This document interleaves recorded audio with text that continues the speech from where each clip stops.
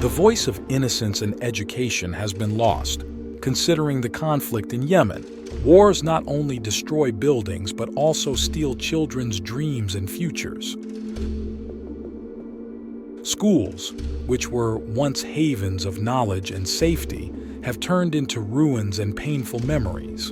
In this film, we reveal the other side of the war in Yemen, a war against education, a war that robs thousands of children of their right to education and a decent life. I was studying in Taiz until the 6th grade, and we were displaced to Marib, and then war broke out. In Marib, the school asked for documents, but they said there were no documents. The school was destroyed, and we went back to studying from grade 1, and we returned from the 1st grade till 6th grade now. More than 900 schools have been affected by the conflict in Yemen, generations deprived of education and safety. What is the fate of these children? How can the world turn a blind eye to such a tragedy? Here, we will reveal the true stories and horrific numbers behind this painful truth. We were studying in the village when Houthis took control, so we were forced to go to Marib. We were displaced, and the teachers were no longer able to stay in the village. They fled from the Houthis. Therefore, schooling was disrupted. And we tried to go to school here in Marib, but they told us to bring documents. We said we couldn't get documents, and we had to stop for 3 years.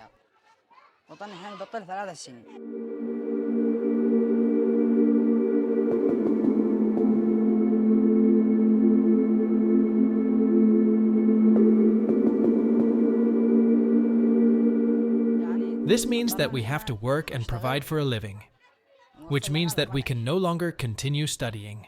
Studying is difficult.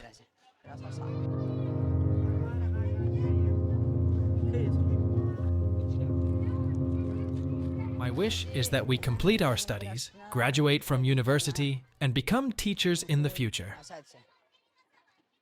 Examples of violations that have been documented include altering the curricula by the Houthi group to attract, mobilize, and recruit children and involve them in military actions. Several statements have been issued by local and international organizations condemning these practices and calling on the parties to the conflict not to exploit children and involve them in fighting. There is no doubt that there are many obstacles that lead to students dropping out in this governorate or other governorates. The war has affected the infrastructure and demolished schools, which led to the dropout of many students. Also among the general reasons is the reluctance of teachers to teach in schools due to the lack of salaries.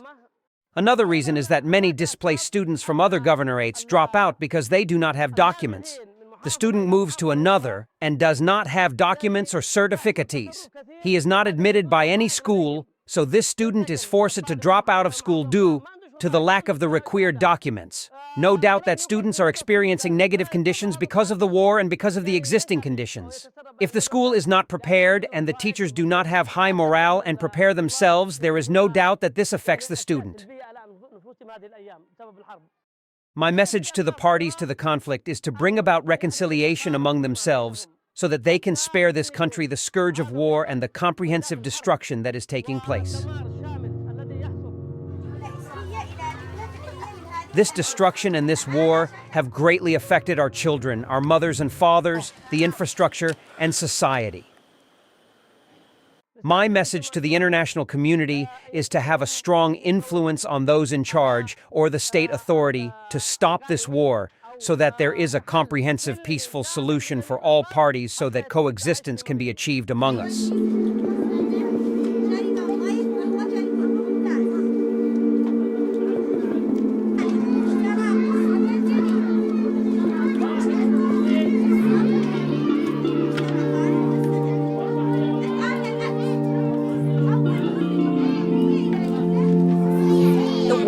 Grave effects, especially in the field of education and schools. The war had a great impact. The first thing we left our governorates to our new place of displacement. We do not know anything about this place. We also do not know anything about the schools. We arrived in Al Jafina, and there were no schools.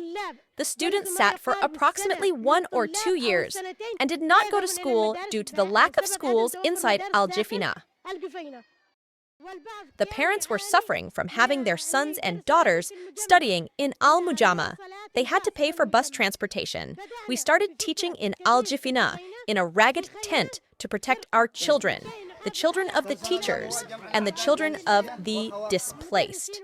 They gathered in a ragged tent, and some were under a canopy, even not a tent. We began to teach them while they were sitting on the dirt, and the teachers also.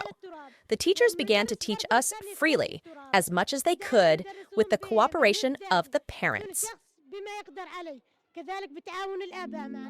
As we conclude our journey in Voice of Hope, the journey of education in a time of conflict, we are featuring the figures that are no less important than the human stories behind them. The numbers bear witness to a true tragedy. The Yemeni Coalition for Monitoring Human Rights Violations documented 918 incidents of disruption of the educational process. From September 2014 to 2023, it included the partial and total destruction of schools, converting them into military barracks or prisons, and even bombing them. In Taiz Governorate alone, there were 142 incidents of destruction of schools, and 45 schools in Hodeida were converted into gathering and mobilization centers. Sana'a bears the greatest burden, with 117 incidents, ranging from destruction to storming. These figures are not just statistics. Rather, it is evidence that an entire generation is at risk of being deprived of education. We therefore call on all parties to the conflict to unite efforts to protect education and ensure a brighter future for our children. They are the seed that will grow in the soil of peace and prosperity. In every blackboard and every lesson taught under the shade of a tree, there is a story of hope to be told, a story worth hearing.